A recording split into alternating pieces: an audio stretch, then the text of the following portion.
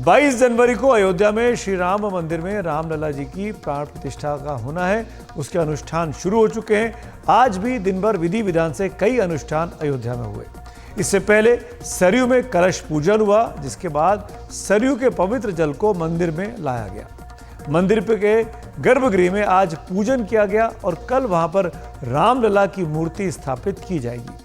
इस बीच अयोध्या के विवेक सृष्टि भवन में, जहां पर रामलला की मूर्ति को मूर्तिकार योगीराज ने बनाया था, वहां से रामलला की मूर्ति को आज शाम श्री राम मंदिर के परिसर में पहुंचा दिया गया है। इसी दौरान रामलला की मूर्ति का प्रतीकात्मक भ्रमण भी अयोध्या शहर में कराया गया। पहले पूरे नगर भ्रमण का कार्यक्रम था, लेकिन सुरक्षा व्यवस्था को देखते हुए इसमें कुछ बदलाव ऐन मौके पर किया गया। पालकी में भगवान राम की प्रतीकात्मक मूर्ति को जब घुमाया गया तो अयोध्या में हजारों की तादाद में मौजूद श्रद्धालुओं ने फूलों की वर्षा की और जय श्री राम के नारे भी लगाए। 23 जनवरी से रामलला के दर्शनों के लिए मंदिर को खोला जाएगा। सरकार को उम्मीद है कि आने वाले दिनों में श्रद्धालुओं की तादाद हर दिन 3 लाख तक पहुंच सकती है। इसे देखते हुए यूपी सरकार ने अयोध्या को एक स्मार्ट और सस्टेनेबल सिटी के तौर पर विकसित करने का एक अयोध्या विजन डॉक्यूमेंट 2047 तैयार किया है। अयोध्या से हमारे सहयोगी हिमांशु शेखर की यह रिपोर्ट।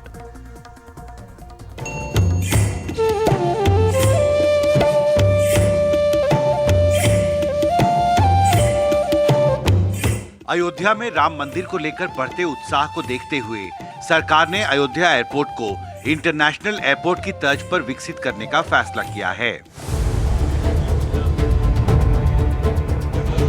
एनडीटीवी से खास बातचीत में फैजाबाद अयोध्या के सांसद लल्लू सिंह ने कहा कि इस साल के आखिर तक अयोध्या एयरपोर्ट को अंतर्राष्ट्रीय एयरपोर्ट का दर्जा दे दिया जाएगा।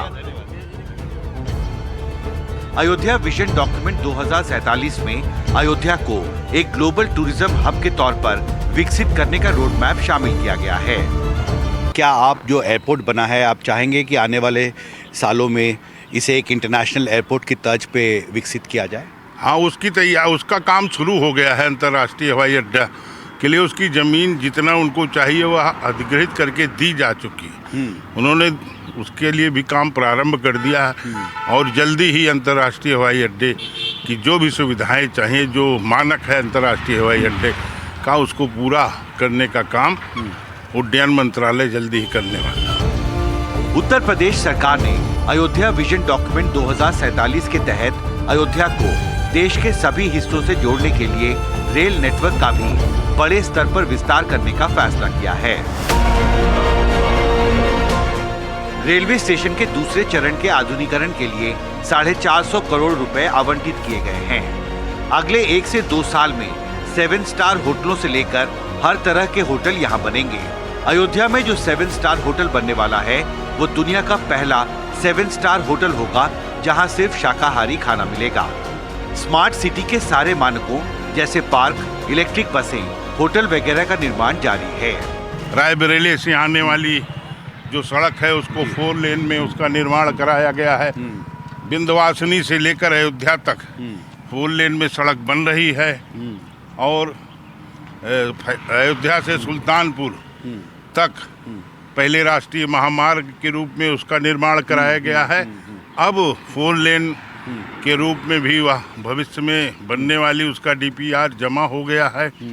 इसी प्रकार से लखनऊ रोड 4 लेन पहले से है, लेकिन उसका सौंदर्यीकरण ठीक से हो जाए उसके लिए 400 करोड़ रुपए की स्वीकृति हुई है और भविष्य में उसको भी 6 लेन 8 लेन में परिवर्तित करने का काम प्रारंभ होगा।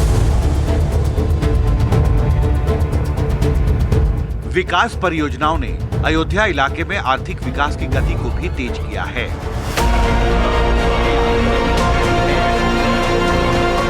अयोध्या के तिहुरी माझा गांव निवासी श्यामलाल खुश हैं कि उन्हें करीब 7,500 वर्ग फुट जमीन के लिए एक बिल्डर ने अच्छी खासी रकम दी है।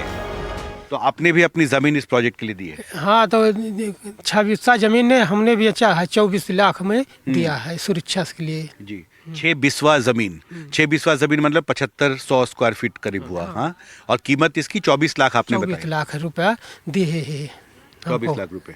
हाँ। तो आपके गांव में कितने लोगों ने जमीन बेची इस प्रोजेक्ट के लिए? अरे अमन है 10-11 जने मिलाई के देहे है, सब सुरक्षे से दे, कोनो दिक्कत कोनो बात की हुक नहीं है।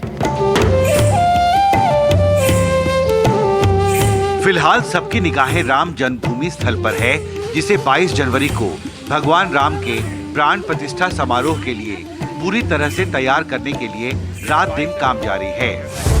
नए राम मंदिर में पहुंचेंगे और ये जो दूसरा एनडीटीवी को मंगलवार रात 1 बजे राम जन्मभूमि स्थल पर सैकड़ों लोग काम कर रहे दिखे। राम जन्मभूमि स्थल पर 24 घंटे काम चल रहा है। मैं इस वक्त ठीक राम जन्मभूमि परिसर के ठीक सामने हूँ और मेरी दाईं तरफ आप देख सकते हैं कि यहाँ पर काम जो है कंस्ट्रक्शन का वो चल रहा है। ये मेन एंट्री गेट है जिसे 23 जनवरी को खोला जाएगा और उससे पहले रात दिन जो वर्कर्स हैं वो यहाँ काम कर रहे हैं, जिससे कि 23 जनवरी तक ये पूरा इलाका पूरी तरह से तैयार हो सके।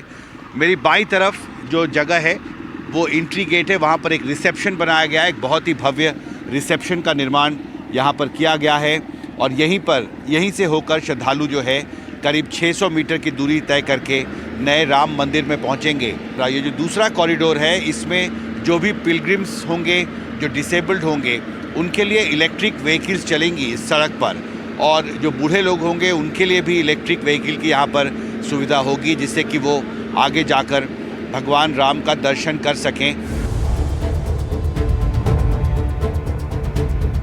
जाहिर है अयोध्या एक नए इतिहास के पड़ाव पर है। अयोध्या से कैमरा पर्सन पवन कुमार के साथ हिमांशु शेखर, एनडीटीवी इंडिया।